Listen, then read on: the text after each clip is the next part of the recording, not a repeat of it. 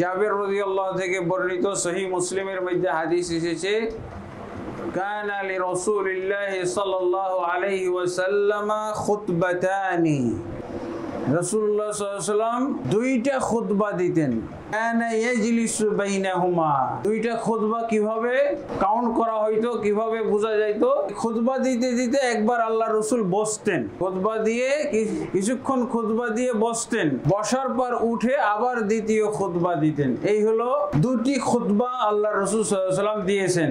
জুমার নামাজ কয় রাকাত? 2 রাকাত। জোহরের নামাজ 4 রাকাত। আজকে জুমার দিন 4 রাকাত পড়লে হবে না, তার কারণ হাদিসের মধ্যে এসেছে দুইটা খুতবা হলো জোহরের যে পরিবর্তে 2 রাকাত আমরা জুমা পড়বো না, তার পরিবর্তে দুইটা খুতবা দিচ্ছি আমরা, নাকি 3টা? জোহরের মতো করতে হলে কি হবে? 2 রাকাত নামাজ আর 2টা খুতবা, তাই না? এই জন্য আমরা যুক্তির দিক থেকে এবং দলিলের দিক থেকে আমরা 2টা খুতবার মধ্যে সীমাবদ্ধ থাকব। আলহামদুলিল্লাহ, আল্লাহ তাবারক ওয়া তাআলা অসংখ্য অগণিত তারিফাত, গুণগান এবং শুকরিয়া যে আল্লাহ তাবারক ওয়া তাআলা আমাদেরকে আজকে অত্যন্ত দয়া করে, মহব্বত করে আমাদের জন্য তার ইবাদতের একটা ঘর, মসজিদ, জামে মসজিদ আল্লাহ তাবারক ওয়া তাআলা আমাদেরকে করার তৌফিক দান করেছেন। আর সেই মসজিদের, সেই নতুন মসজিদ উদ্বোধনী, নতুন মসজিদের সেই উদ্বোধনী খুতবার জন্য আল্লাহ তাবারক ওয়া তাআলা আমাকে মনোনীত করেছেন, নির্বাচন করেছেন। এই জন্য সবাই আমরা আল্লাহর শুকরিয়া আদায় করি, আলহামদুলিল্লাহ রাব্বিল আলামিন। নবী মুহাম্মদুর রাসূলুল্লাহ সাল্লাল্লাহু আলাইহি ওয়াসাল্লামের প্রতি অসংখ্য অগণিত দুরুদ ও সালাম নাজিল হোক। আল্লাহুম্মা সাল্লি আলাইহি, আল্লাহুম্মা বারিক আলাইহি, আল্লাহুম্মা সাল্লিম আলাইহি। সম্মানিত মুসল্লিয়ানে কেরাম, যেহেতু আমরা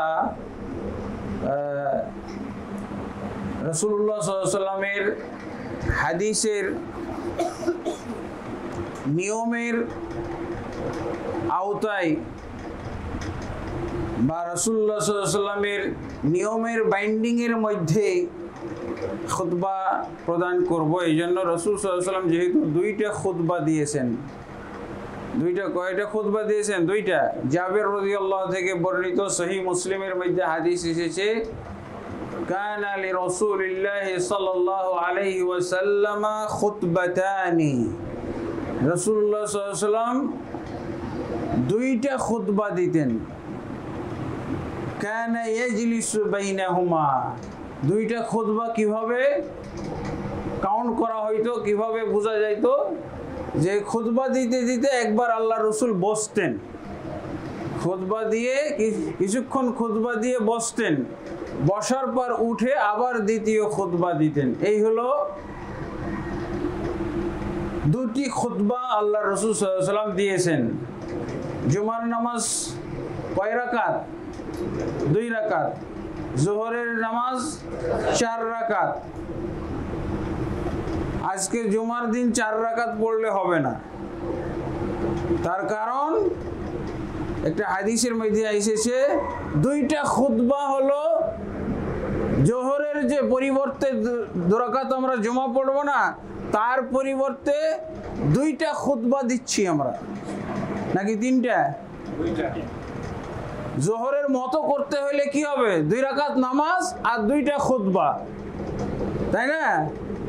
এই জন্য আমরা যুক্তির দিক থেকে এবং দলিলের দিক থেকে আমরা 2টা খুতবার মধ্যে সীমাবদ্ধ থাকব।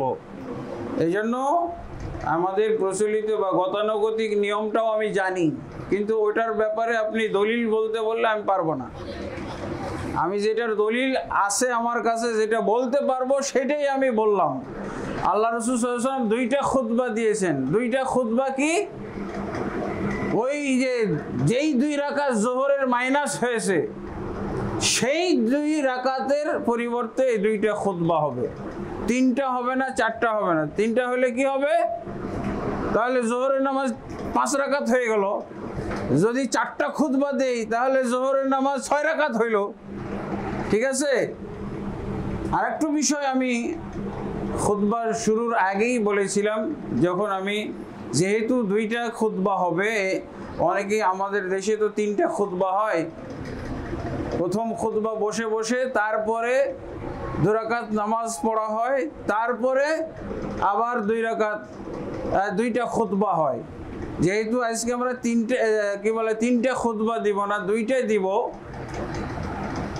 তো এই জন্য আমরা আগেই বলেছি, এসেই আমি 2 রাকাত নামাজ পড়েছি মুসাফির হিসেবে এবং জুমার।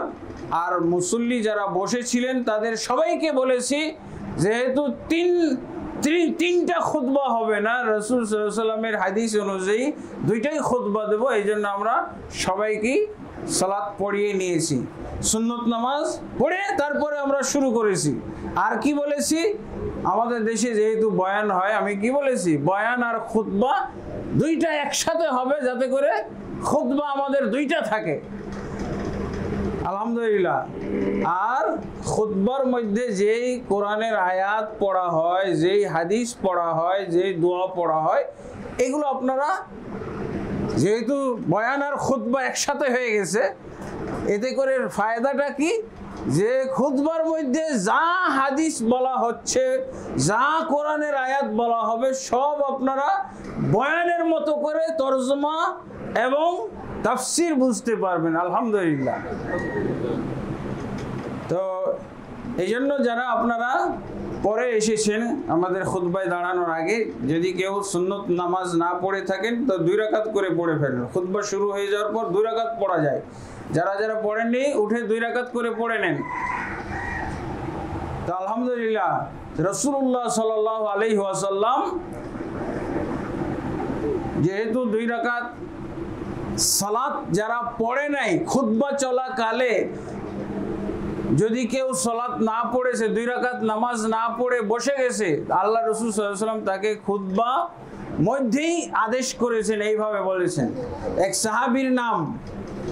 সাহাবী তিনি মসজিদে এসে রাসূল সাল্লাল্লাহু আলাইহি ওয়াসাল্লামকে খুতবা দিতে দেখে তিনি ডাইরেক্ট বসে গেছেন।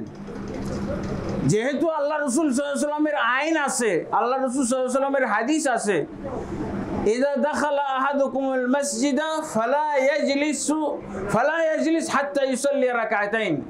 রাসূলের আইন হলো, রাসূলের নিয়ম হলো, যখনই কোনো ব্যক্তি মসজিদে প্রবেশ করবে তার মসজিদে বসা নিষেধ, হারাম। কিভাবে? 2 রাকাত নামাজ পড়বে তারপরে বসবে, তাহলে হালাল হবে। মসজিদে ঢোকার পর বসা নিষেধ, হারাম। একমাত্র যখন 2 রাকাত পড়বে তখন তার জন্য মসজিদে বসা হালাল, জায়েজ হইল। এই জন্য যেহেতু আল্লাহ রসুল নিজেই আইন করে রেখেছেন, এখন দেখা যাচ্ছে যে আল্লাহ রসুল খুতবা দিচ্ছেন আর একজন সাহাবী তিনি বসে গেছেন ডাইরেক্ট। উনি মনে করেছেন যে আল্লাহ রসুল খুতবা দিচ্ছেন, খুতবা চলাকালে হয়তোবা নামাজ পড়া যায় না। একটা হাদিসও আছে অবশ্য, ইযা খাতাবা ইমাম ইযা বাদাল ইমাম ফিল খুতবা ফালা সালাতা ওয়ালা কালামা। বলা হয়েছে যে তখন আর কথাও বলা যাবে না, নামাজও পড়া যাবে না। কিন্তু হাদিসটা হলো জাল। কোনটা সহিহ হাদিস? যেটা সহিহ বুখারীতে পাওয়া গেছে। সুলাইক গাতাফানি সাহাবীর নাম কি?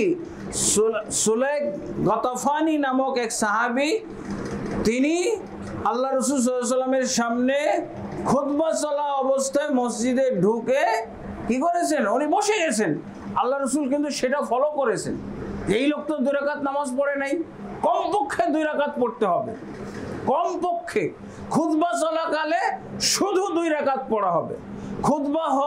খুতবা চালু হওয়ার আগে 4 রাকাত, 6 রাকাত, 8 রাকাত, 10 রাকাত, 50 রাকাত পর্যন্ত ঠেকাইতে পারেন আপনি, কোনো সমস্যা নাই। যদি কেউ নাস্তা না করে চলে আসে, নাস্তার পরে পরেই যদি জুমার দিন মসজিদে আসে, তাহলে 2 রাকাত করে পড়তে থাকলে হয়তো 50 রাকাত কারো হয়েও যাইতে পারে। এইভাবে চলতে থাকবে নামাজ।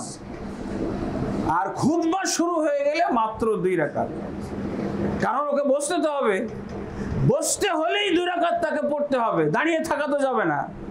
তাহলে এই জাল হাদিসের প্রথম অংশটা ঠিক আছে, দ্বিতীয় অংশটা ঠিক নাই। সালাত পড়তে হবে এটা হলো ঠিক, কিন্তু হাদিসে কি বলছে? সালাত পড়াও যাবে না, এটা হলো ভুল কথা। ওয়ালা কালামা, কালাম করা যাবে না, এটা ঠিক আছে, কিন্তু এটা জাল হাদিসের কারণে ঠিক না। সহিহ হাদিসে আছে যে রাসূলুল্লাহ সাল্লাল্লাহু আলাইহি ওয়াসাল্লাম বলছেন, কেউ যদি জুমা চলাকালে তার পাশের কোনো ভাই কথা বলে, তাহলে তাকে যদি ইজা ক্বালা লি আখিহি উনসুত, তার পার্শ্ববর্তী মুসল্লি সে কথা বলতেছে, তাকে যদি সে বলে চুপ থাকো, তাহলে যে বলবে চুপ থাকো এর জুমা আর হবে না। তাহলে যে কথা বলেছে তার জুমা হবে না? সহজ বিষয়। কথা বলছি আমি, আমাকে চুপ থাকো বলাতেই যদি আমার জুমা না হয়, তাহলে যে কথা বললো ওর জুমা তো কল্পনাই করা যায় না। কল্পনা করা যায়? এই জন্য এখন খুতবা চলছে, আমি যেই হাদিসই বলছি, যেই কোরআনের আয়াত বলছি, সবগুলো আপনি তরজমা শুনবেন, এটা হলো বয়ান। আর কোরআনের আয়াত তেলাওয়াত করছি, হাদিস পাঠ করতেছি, এটা হলো খুতবা। আর ওইটার যে আমি তরজমার সাথে সাথে করে দিচ্ছি, এটা হলো বয়ান। এবার বুঝতে পেরেছেন বয়ান আর খুতবা কিভাবে একাকার? কক্সবাজারে আমি যখন একটা মসজিদ, কক্সবাজার সমুদ্র বিচের সাথে যে একটা মসজিদ আছে, পর্যটক মসজিদ, আপনারা গেলে দেখবেন, কলাতুলি। এই মসজিদের উদ্বোধনের দিন ডিসি, এসপি, এমপি, মেয়র সবাই ছিল। আমি উদ্বোধনী খুতবা দিয়েছি। প্রথম এই পর্যটক মসজিদ প্রথম যেদিন শুরু হবে সেই দিন আমি খুতবা দিয়েছিলাম। কে ছিল ওখানে? কক্সবাজারের মেয়র, এসপি, ডিসি আর এমপি সবাই ছিল। এত তারা মানে চমৎকৃত হয়েছিল এবং এত পছন্দ করেছিল যে আমরা তো কখনোই এরকম এই সিস্টেমটা দেখি নাই, খুতবা আর বয়ান একসাথে। এতে করে ফায়দাটা কি হলো? আমার 4 ঠিক আছে, জোহরের নামাজের পরিবর্তে খুতবা না, 2টা খুতবা। জোহরের নামাজ কয় রাকাত ছিল? 4 রাকাত। পড়বো 2 রাকাত পড়বো আর 2টা খুতবা দেব, 3 হইলে তো মিলল না। তাহলে জোহরের নামাজ কি 5 রাকাত নাকি? যদি আমি আর আপনি যদি বলেন যে বসে বসে খুতবা দিয়েছি, এটা খুতবা না, তাহলে তো আপনি বসে বসে খুতবা দিলে তাহলে এটা খুতবা না। তাহলে আমি একটা শুয়ে শুয়ে দিই, হ্যাঁ, শুয়ে শুয়ে দিলে ওটাও খুতবা না।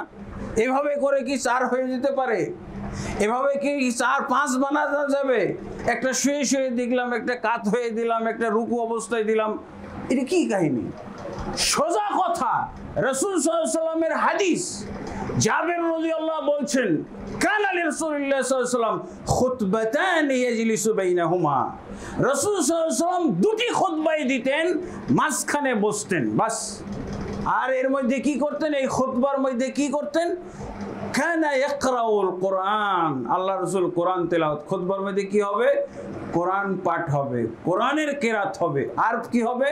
সহিহ মুসলিম শরীফের হাদিস আছে রাসূলের খুতবা কেমন ছিল সেটা আপনারা শুনছেন। রাসূল সাল্লাল্লাহু আলাইহি ওয়াসাল্লাম খুতবা দিতেন, আর কি খুতবার মধ্যে কি বলতেন?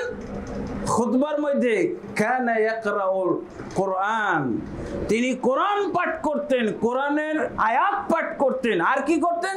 ইউযাক্কিরু বিহান নাস, এই কোরআনের আয়াতগুলো পাঠ করে করে আল্লাহ রাসূল বুঝিয়ে, ব্যাখ্যা করে, বিশ্লেষণ করে বুঝিয়ে দিতেন। ইউযাক্কিরুন নাস, বুঝিয়ে দিতেন। জিকির মানে হলো সুবহানাল্লাহ, আলহামদুলিল্লাহ, আলহামদুলিল্লাহ পড়া। আর ইউযাক্কিরু মানে হলো মানুষকে উপদেশ দেওয়া, ওয়াজ করা, আদেশ নিষেধ করা, তাদের জন্য যা কল্যাণজনক সেটা বলা, তাদের জন্য যেটা অকল্যাণজনক সেটা থেকে নিষেধ করা, এটাকে বলা হয় ইউযাক্কিরুন নাস। রাসূলুল্লাহ সাল্লাল্লাহু আলাইহি ওয়াসাল্লাম তাহলে কি বলছেন?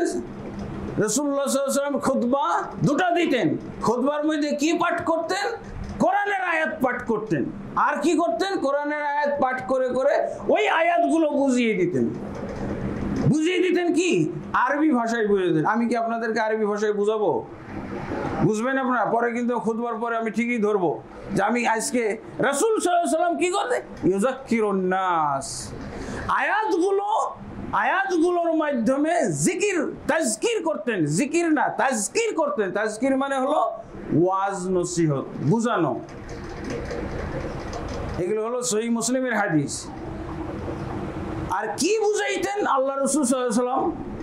আর একটা হাদিসে আছে, এটা সুনান ইবনে মাজার মধ্যে। ইবনে মাজাহ শরীফ আমরা বলি। হাদিসের কয়খানা কিতাব? 6খানা কিতাব না? 6খানা কিতাবের মধ্যে একখানা কিতাবের নাম হলো, 6খানা কিতাবের মধ্যে দুইটা হলো সহিহ বুখারী, সহিহ মুসলিম, আবু দাউদ, তিরমিজি, নাসাই, ইবনে মাজাহ। তো ইবনে মাজাহ শরীফের মধ্যে, ইবনে মাজার মধ্যে একটা হাদিস এসেছে, আল্লাহ রাসূল সাল্লাল্লাহু আলাইহি ওয়াসাল্লাম ইউযাক্কিরুন নাস। আল্লাহ রাসূল সাল্লাল্লাহু আলাইহি ওয়াসাল্লাম যে উপদেশ দিতেন, মানুষকে ওয়াজ করে শুনাইতেন। উবাই ইবনে কাব রাদিয়াল্লাহু আনহু বলছেন, উবাই ইবনে কাব রাদিয়াল্লাহু আনহু তিনি উপস্থিত বসা, খুতবা শুনছেন। খুতবা শোনাকালে আল্লাহ রাসূল সাল্লাল্লাহু আলাইহি ওয়াসাল্লাম সূরা মুলক, ওই যে হাদিসে কি বললেন, আল্লাহ রাসূল কোরআন পড়তেন আর কোরআনের আয়াতগুলো বুঝিয়ে দিতেন, ওয়াজ করতেন কোরআনের আয়াতগুলো। তো আল্লাহ রাসূল সাল্লাল্লাহু আলাইহি ওয়াসাল্লাম ওই দিন সূরা মুলক পড়তেছেন। খুতবার মধ্যে কি পড়তেছেন? অধিকাংশ সময় সূরা কাফ পড়তেন। সূরা কাফ পড়ে পড়ে আল্লাহ রাসূল সাল্লাল্লাহু আলাইহি ওয়াসাল্লাম খুতবা দিতেন। এতে অনেক সাহাবীর কিন্তু সূরা কাফ মুখস্থ হয়ে গেছে, সহিহ মুসলিমের মধ্যে পাওয়া যায়। কিন্তু এই দিনের খুতবায় উবাই ইবনে কাব বলছেন, আল্লাহ রাসূল সাল্লাল্লাহু আলাইহি ওয়াসাল্লাম সূরা মুলক পড়ে তরজমা করতেছেন, তাফসীর করতেছেন, তাজকির করতেছেন। সূরা মুলক পড়ার মাধ্যমে তিনি ব্যাখ্যা বিশ্লেষণ করতে গিয়ে অতীত যুগের কিছু কাহিনী, নবীদের কাহিনী, নবীদের উম্মতদের কাহিনী তিনি উল্লেখ করলেন খুতবার মধ্যে। তো উবাই ইবনে কাব রাদিয়াল্লাহু আনহুর পাশে যে ব্যক্তি খুতবা শুনতেছিল, উনিও একজন সাহাবী, আবু যর। ওই সাহাবীর নাম কি? আবু যর গিফারি রাদিয়াল্লাহু আনহু। আল্লাহ রাসূলের খুতবা শোনার জন্য তো সাহাবী থাকবে, আমরা গেছিলাম নাকি? সেই 1400 বছর আগের কথা। উবাই ইবনে কাব ছিলেন কোরআনের মহাপণ্ডিত। আবু যর গিফারি রাদিয়াল্লাহু আনহু ওই খুতবা চলাকালে উবাই বিন কাবকে জিজ্ঞেস করছে, এই ভাই, সূরা মুলকটা কবে নাজিল হইল? এই যে আল্লাহ রাসূল আজকে যে খুতবায় সূরা মুলকের তাফসীর করতেছেন, সূরা মুলকের আলোকে যে আমাদেরকে খুতবা দিচ্ছেন, এবং অতীত যুগের নবী এবং নবীদের উম্মতের যে আমাদেরকে বিষয়গুলো প্রসঙ্গ টেনে টেনে কথা বলছেন, আমি তো আজকেই প্রথম জানি সূরা মুলক নামে একটা সূরা নাজিল হয়েছে। এটা তো আমি কখনো জানি না, কখন নাজিল হয়েছে ভাই? উবাই ইবনে কাব বলছে, ইশারা করে শুধু বলছে, ইশারা করে বলছে যে কথা বলো না এখন। উনি কি খারাপ কিছু জিজ্ঞেস করছে? সূরা মুলক নিয়ে যে আজকে আল্লাহ রাসূল আমাদেরকে সূরা মুলকের ব্যাখ্যা দিচ্ছেন খুতবায়, তো এই সূরা মুলক কখন নাজিল হলো এটা ওনার জানা নাই, এটাই জিজ্ঞেস করছেন। সাহাবীর মধ্যে কথোপকথন। আমরা তো অজ্ঞ মূর্খ হইতেই পারি। আমাকে আপনি মনে করতেছেন আলেম, সাহাবীদের তুলনায় আমিও মূর্খ মানুষ। সাহাবীদের তুলনায় আমি মূর্খ না? আমার হুজুরও হয়তো মূর্খ, আমার দাদা হুজুর, আমার পরদাদা হুজুর সবাই মূর্খ। সাহাবীদের তুলনায় কি বলবেন আপনি? দেখেন, যেই সাহাবী রাসূলকে দেখে দেখে শিখতেছে, আল্লাহকে চিনতেছে, রাসূলকে চিনতেছে, ইবাদত বুঝতেছে, সেই সাহাবীর ভুল হচ্ছে এই জুমার দিনে। আবু যর গেফারি বলছে, ভাই উবাই বিন কাবকে বলছে, দুজনই সাহাবী, সূরা মুলকটা কবে নাজিল হলো? উবাই বিন কাব রাদিয়াল্লাহু কিন্তু কোরআনের পণ্ডিত, উনি জানে যে ইনি কোরআনের পণ্ডিত, এই জন্য তাকেই জিজ্ঞেস করছে। কিন্তু উবাই বিন কাব কোনো উত্তর দেননি। দেওয়া যাবে? ভালো কথা বলা যাবে? উপদেশ দেওয়া যাবে?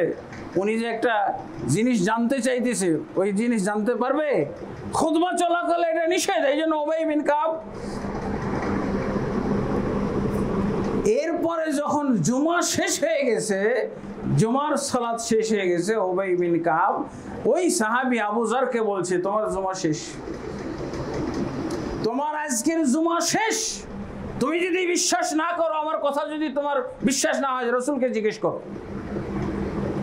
রাসূল সাল্লাল্লাহু আলাইহি ওয়াসাল্লামের কাছে এবার কি আবু যর গিফারি উনি যে বলছে, ইয়া রাসূলুল্লাহ এই ঘটনা ঘটে গেছে, আজকে জুমা চলাকালে, খুতবা চলাকালে আপনি আজকে সূরা মুলকের মুলক বুঝাইছেন আমাদেরকে খুতবার মধ্যে, অথচ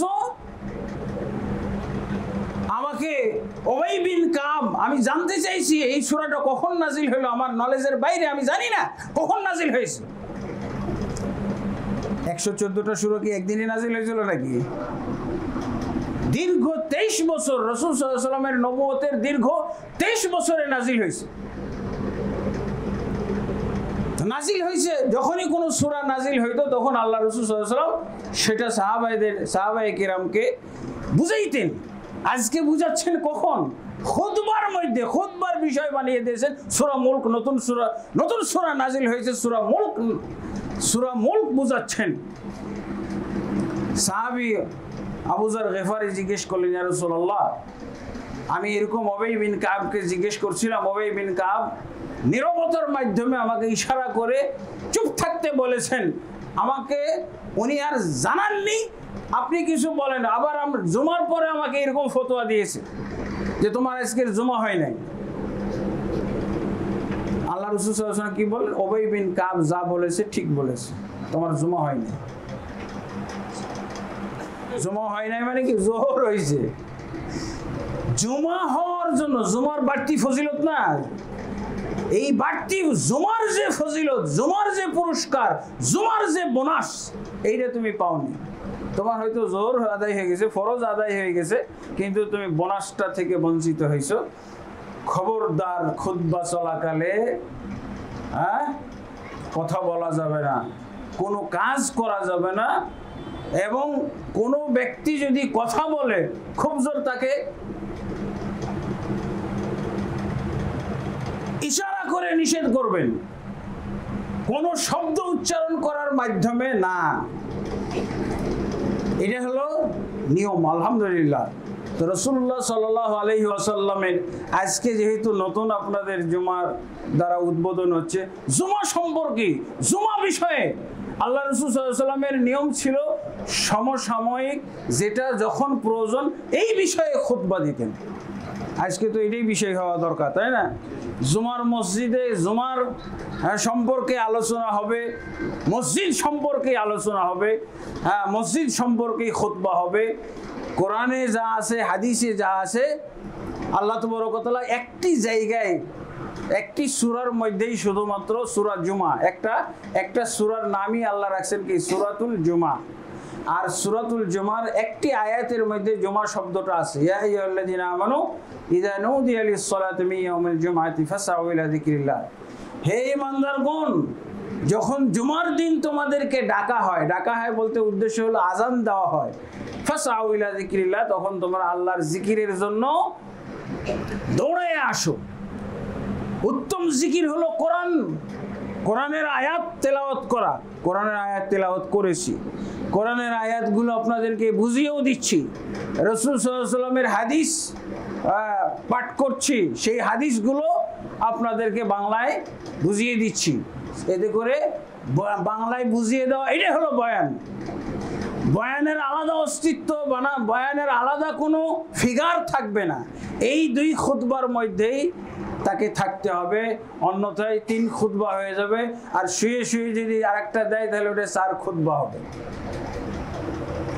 আল্লাহ তাবারক ওয়া তাআলা আমাদেরকে বুঝার তৌফিক দান করুন। এবার আমরা মসজিদ বিষয়ে কিছু আলোচনা, মসজিদ বিষয়ে কিছু খুতবা আপনাদের সামনে তুলে ধরব। এই যে মসজিদ আমরা তৈরি করেছি, এই মসজিদ কেন তৈরি করেছি? এই মসজিদের চেয়ে আরো সুন্দর সুন্দর মসজিদ পৃথিবীতে আছে না? এই এলাকায় তো আছে, এই এলাকায় আছে না? পৃথিবীর যত সুন্দর এবং যত ভালো মসজিদ, যত উত্তম মসজিদ, যত নামকরা মসজিদ, যত কেন্দ্রীয় মসজিদ আছে, জাতীয় মসজিদ আছে। বাংলাদেশের জাতীয় মসজিদ কি? বাইতুল মুকাররম। আর পৃথিবীর সমস্ত মুসলমানদের জাতীয় মসজিদ কোনটা? মসজিদুল হারাম। আল মসজিদুল হারাম এটা কোথায়? মানিকগঞ্জ। কোথায় আছে? ঢাকা। কোথায়? মক্কা। মক্কাতে আছে। এই মসজিদুল হারাম এটা কিন্তু আল্লাহ রাসূল সাল্লাল্লাহু আলাইহি ওয়াসাল্লাম থেকে শুরু না, আরো আগে ইব্রাহিম আলাইহিস সালাম এই মসজিদ কাবা তৈরি করেছিলেন। কাবা ঘরকে তৈরি করেছিলেন ইব্রাহিম আলাইহিস সালাম। এরপরে এই ইব্রাহিম আলাইহিস সালামের কাবা ঘর নবী সাল্লাল্লাহু আলাইহি ওয়াসাল্লামের জন্মের আগে একবার ভেঙে তৈরি করা হয়ে গেছে। আপনারা যারা ইসলামের ইতিহাস পড়েছেন তারা জানেন, রাসূল সাল্লাল্লাহু আলাইহি ওয়াসাল্লামের জন্মের পর আল্লাহ রাসূল সাল্লাল্লাহু আলাইহি ওয়াসাল্লাম যখন ছোট্ট ছিলেন, 15-20 বছর যখন তার বয়স বা আরো কম, বালেগও হননি, এমন সময় মসজিদ তৈরি করা হয়েছিল, এই মসজিদুল হারাম। কারা তৈরি করেছিল? রাসূল সাল্লাল্লাহু আলাইহি ওয়াসাল্লাম করেছিলেন। রাসূল সাল্লাল্লাহু আলাইহি ওয়াসাল্লাম কি তখন নবী ছিলেন? 40 বছর বয়সে রাসূল সাল্লাল্লাহু আলাইহি ওয়াসাল্লামকে নবুয়ত দেওয়া হলো না গারে হেরা পর্বতে? তো এই মসজিদুল হারাম তৈরি করা হয়েছিল রাসূল সাল্লাল্লাহু আলাইহি ওয়াসাল্লামের নবী হওয়ার আগে। তো কারা করলো?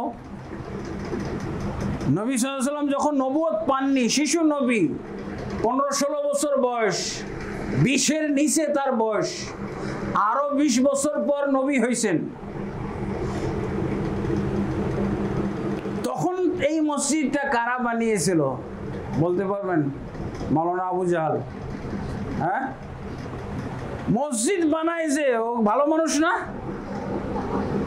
আবু জাহাল, আবু লাহাব, আবু তালেব, আব্দুল মুত্তালিব, হ্যাঁ, তারপরে ওয়ালিদ বিন মুগীরা, উতবা, শাইবা, যাদের নাম আমরা শুনি, এই লোকগুলো বানাইছিল। কারা বানাইছিল? কাফেররা। এটার ইতিহাস আছে। কোথায় আছে? সূরা তাওবার 17 নম্বর আয়াতে এটার ইতিহাস পাবেন। আল্লাহ রাসূল সাল্লাল্লাহু আলাইহি ওয়াসাল্লামের নবী হওয়ার আগে যে মসজিদটা তৈরি করা হয়েছিল তার ইতিহাসটা কোথায় আছে? সূরা তাওবা। সূরা তাওবা কোথায় পাবো আমরা? কোরআনের মধ্যে। কোরআন কি জেনতেন গ্রন্থ নাকি? কোরআনের লেখক কে? কোরআনের কোন লেখক আছে? মুহাম্মদ সাল্লাল্লাহু আলাইহি ওয়াসাল্লাম। মুহাম্মদ সাল্লাল্লাহু আলাইহি ওয়াসাল্লাম কোরআনের লেখক না, কোরআনের মালিক। কোরআন হলো কালামুল্লাহ, আল্লাহর কালাম, আল্লাহর বাণী, আল্লাহর বক্তব্য। এই কোরআন নাজিল হয়ে আমাদেরকে ইতিহাস শুনিয়েছেন, আল্লাহ ইতিহাস শুনিয়েছেন। নবী সাল্লাল্লাহু আলাইহি ওয়াসাল্লামের নবী হওয়ার আগে যে এই মসজিদুল হারাম বানানো হয়েছিল তার ইতিহাসটা আল্লাহ তাবারক ওয়া তাআলা সূরা তাওবার 17 নম্বর আয়াতে উল্লেখ করেছেন। আজকে নতুন মসজিদ হিসেবে, নতুন মসজিদুল হারাম যে নতুন মসজিদ বানানো হয়েছিল একবার, এবং তারা আবু জাহালরা বানাইছিল, আবু জাহাল, আবু লাহাবরা, এবং মসজিদ কমিটির সবাই ছিল কাফের না মুসলমান ছিল? মসজিদ বানাইলে কি মুসলমান হয়ে যায়? মসজিদ বানাইলে মুসলমান হয় না। দেখেন আপনার ইতিহাসটা, আপনার বাংলা তরজমা তো অবশ্যই। আপনাদের এলাকায় কি কোরআন পড়া নিষেধ আছে? তরজমা পড়া অনেক হুজুর নিষেধ করে, গোমর ফাঁস। পিস টিভি বন্ধ হয়েছে কেন? পিস টিভির দাওয়াত ছিল যে আপনি 1 পাস হন, 2 পাস হন, 3 পাস হন, আপনি রিডিং পড়তে পারেন, আপনার কোরআন তরজমা পড়তে হবে। এই দাওয়াতটা দেওয়ার কারণে পিস টিভি বন্ধ করে দিয়েছে। বলছে তাহলে দাওয়াত দিবে কে? জনসাধারণ তো আমাদের জিম্মি, হুজুরদের জিম্মি। হুজুররা যা বলবো এটা করো, এটা করবে, এটা করো না, এটা করো না। এখন যদি জনসাধারণ নিজেরাই কোরআন পড়ে পড়ে কিছু জেনে ফেলে, বুঝে ফেলে, তাহলে তো আমাদের বিপদ, আমাদের দাওয়াত কমে যাবে, আমাদের সম্মান কমে যাবে, আমাদের টাকা কমে যাবে, আমাদের হাদিয়া কমে যাবে। এই জন্য পিস টিভি বন্ধ করা হয়েছে। আমি কিন্তু পিস টিভিরই একজন লেকচারার। পিস টিভি খুলে দেখেন,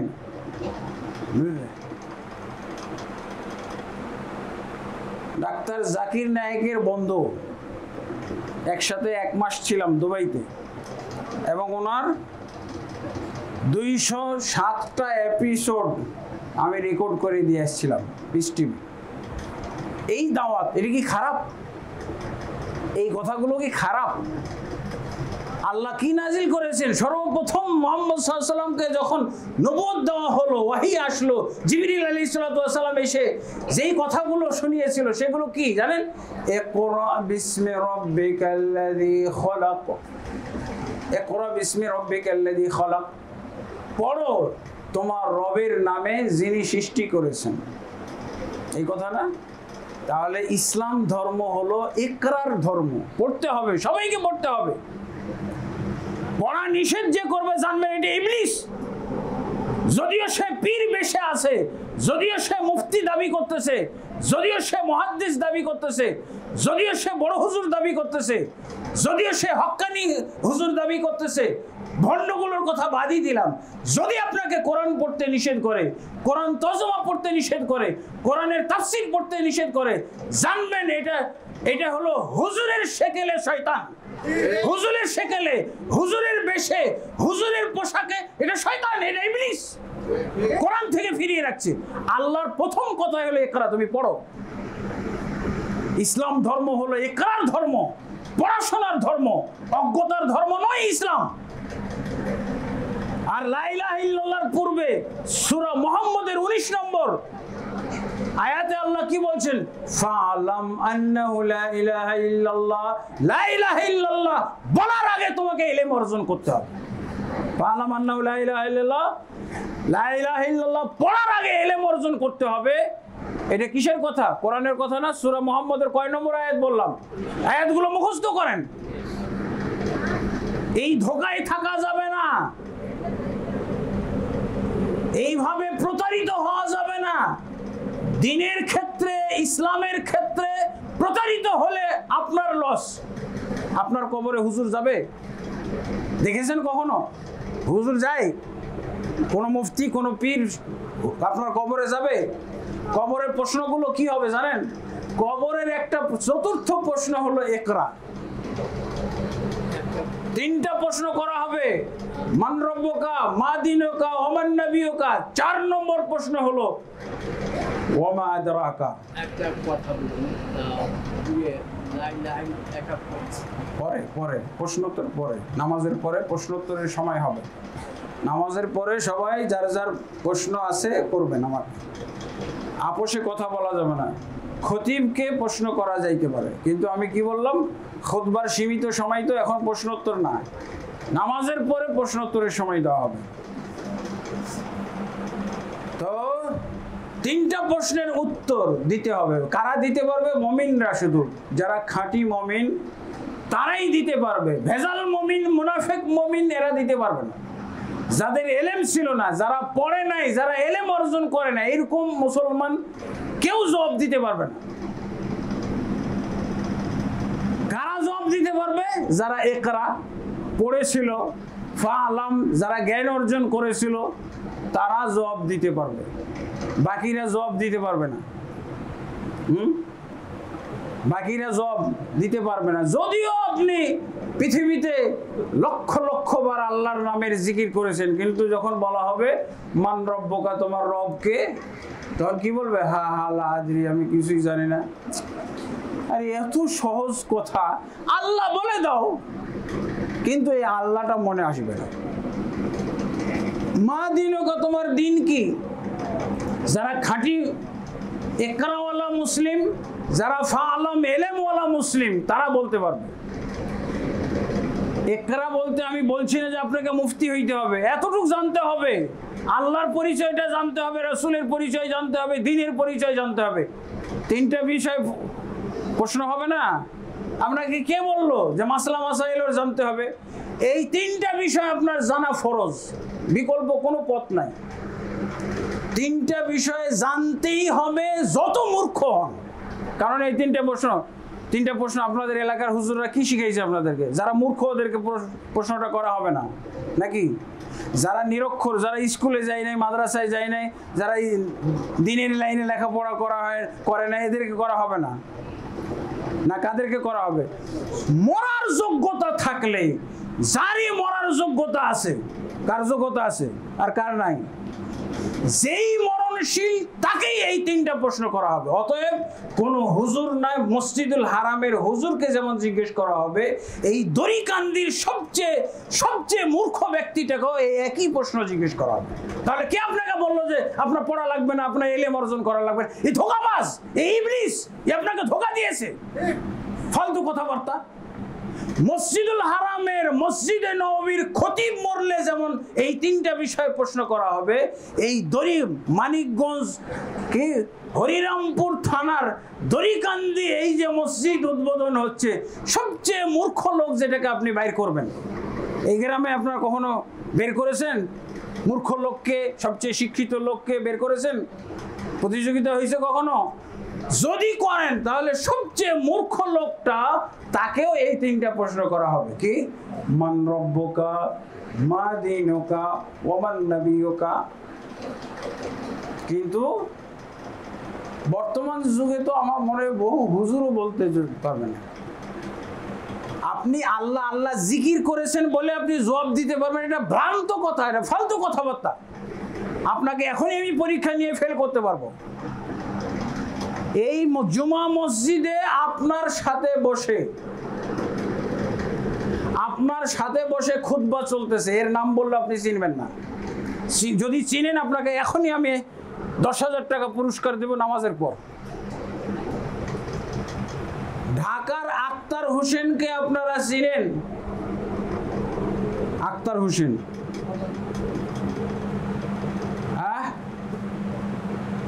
কিশোরগঞ্জের রাকিবুল ইসলামকে আপনারা চিনেন? কয়বার বললে চিনবেন বলেন তো?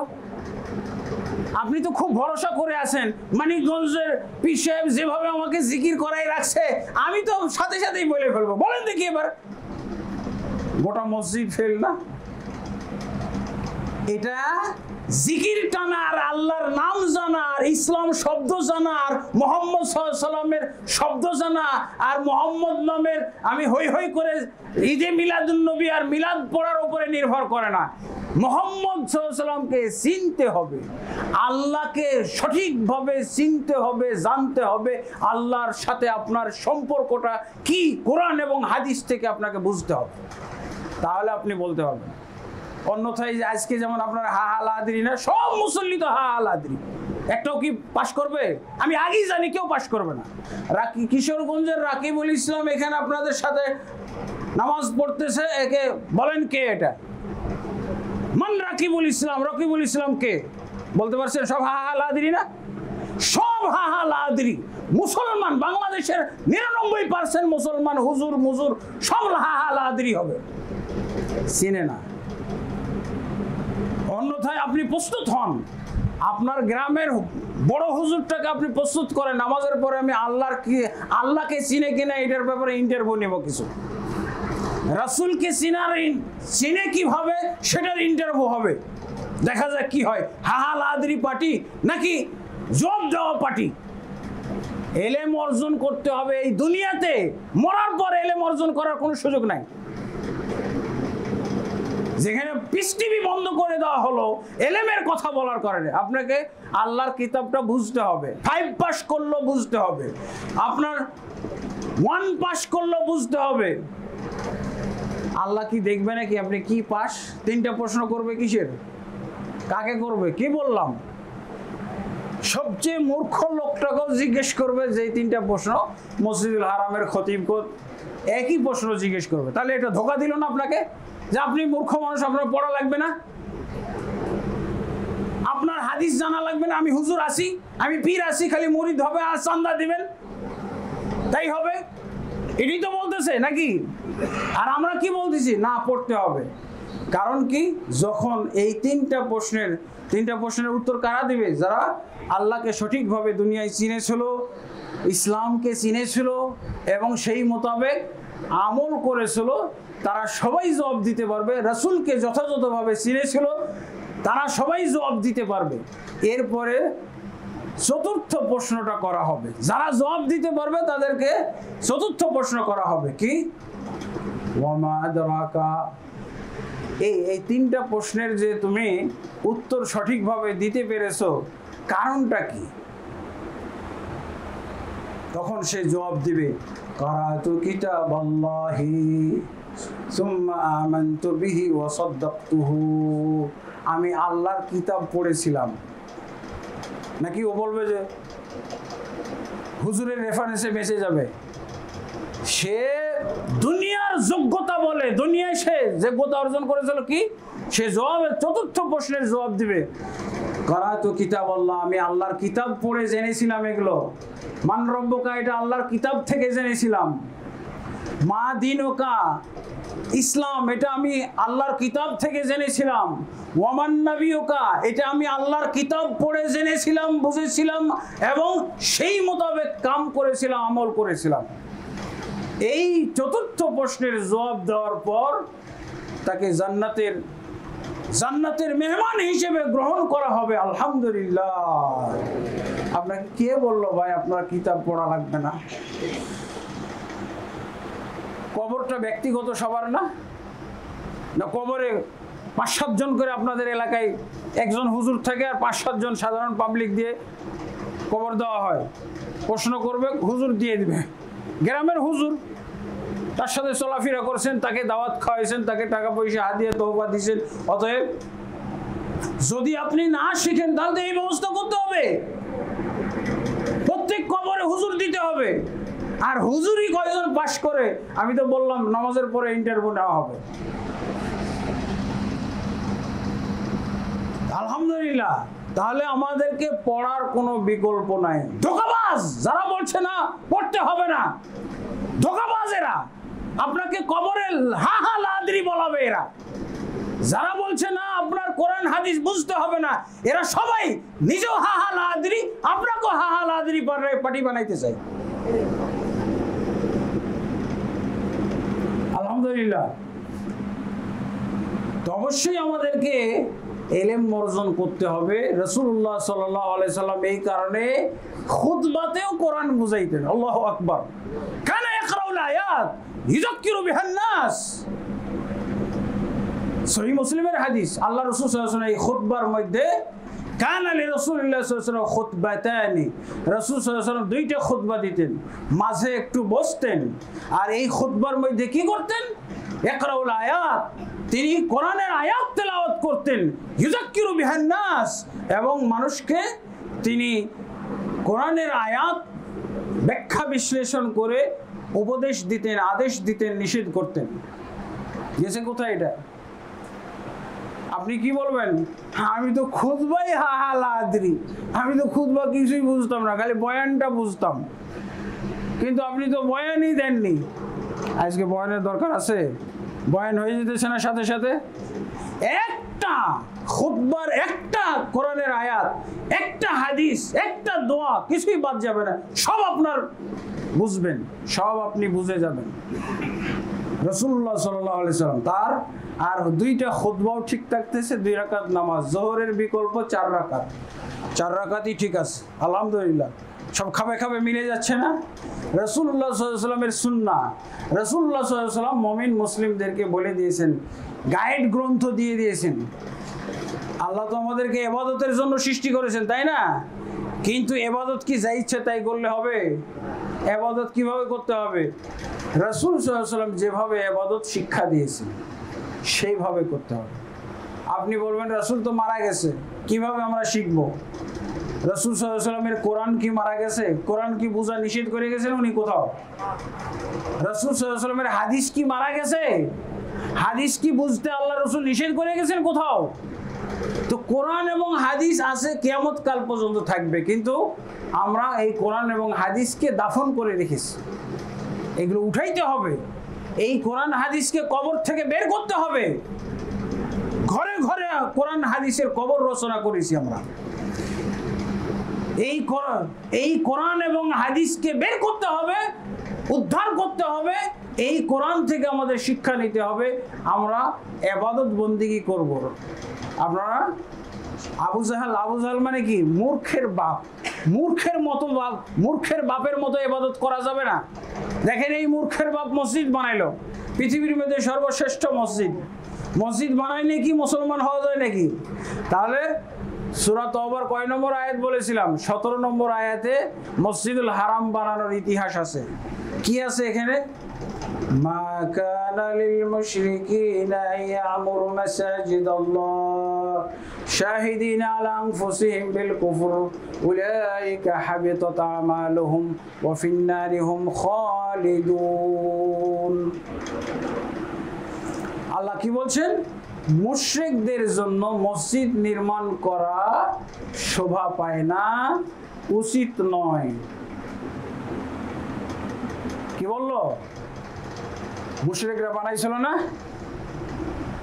কিন্তু যেদিন মুশরিকরা বানায়, আবু জাহাল, আবু লাহাব, আবু তালেবরা যখন মসজিদ বানায়, তখন কি কোরআন নাজিল হয়েছিল? তখন কি মুহাম্মদ ছিল? নাকি আবু জাহেলের উপরে কোরআন নাজিল হবে? আবু জাহেলের উপরে যদি কোরআন নাজিল হয় তো আবু জাহেলই তো নবী হয়ে গেল। এতদিন যাবত আল্লাহ তাবারক ওয়া তাআলা তিনি মসজিদ বানানো দেখেছেন, কিন্তু প্রতিক্রিয়া ব্যক্ত করতে পারেননি। প্রতিক্রিয়া ব্যক্ত করেননি, জায়গা নেই। কার কাছে বলবে? এই মুশরিকদের কাছে বলবে যে তোমরা যে মসজিদটা বানাইছো এটা আমার পছন্দ হয় না, এটা ভাঙো? বলতে পারবে? বলছিল কখন? মুহাম্মদ সাল্লাল্লাহু আলাইহি ওয়াসাল্লামের বয়স 40 হলো, আরো 20-25 বছর পর কোরআন নাজিল হলো। এরপরে কোরআনের 114টা সূরার মধ্যে একটা সূরা হলো আত-তাওবা, সূরাতুত তাওবা।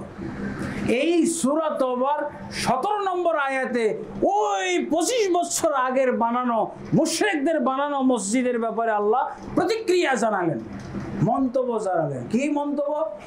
মা কানা লিল মুশরিকিনা ইয়ামুরু মাসাজিদাল্লাহ, মুশরিকদের জন্য আদৌ শোভা পায় না, আদৌ উচিত হয় নাই তারা আল্লাহর জন্য মসজিদ নির্মাণ করবে। আল্লাহ কি খুশি হইলেন? খুশি ব্যক্ত করলেন? না না, তোমরা মুশরিক মানুষ আল্লাহর মসজিদ বানাইছো, এটা তোমরা বাদ রাখলেই ভালো হইতো। মুহাম্মদ বানাইতো।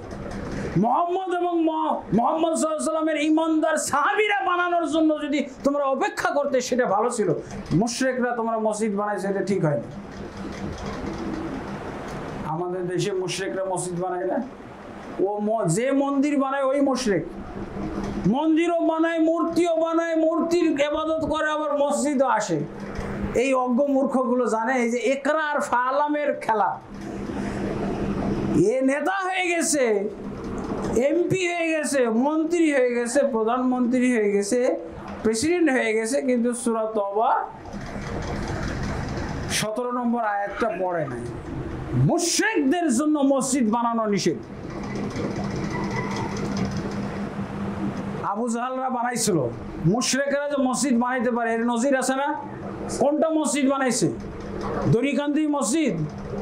আলহামদুলিল্লাহ, দরিকান্দির মসজিদ বানাইছে যারা বানাইছে, আমি খবর পাইছি, আলহামদুলিল্লাহ খাঁটি মুসলমান। আল্লাহু আকবার। আমি এদের সাথে ফোনে কথা বলি, বুঝতে পেরেছি যারা এই মসজিদ বানানোর জন্য উদ্যোগ গ্রহণ করেছে, এই লোকগুলো এই মানিকগঞ্জের মধ্যে হরিরামপুর কি হিন্দু নাম মানে মুসলমান নাম? আমি তো মনে করছি এই এলাকার সবই হিন্দু। এত সুন্দর মুসলমান আল্লাহ এই দড়িকান্দির মধ্যে তৈরি করেছেন, যারা আমার মতো খতিবকে তারা খুঁজে বের করেছে। আলহামদুলিল্লাহ, আমি মক্কা, মদিনা, কুয়েত বিভিন্ন জায়গায় খুতবা দিয়েছি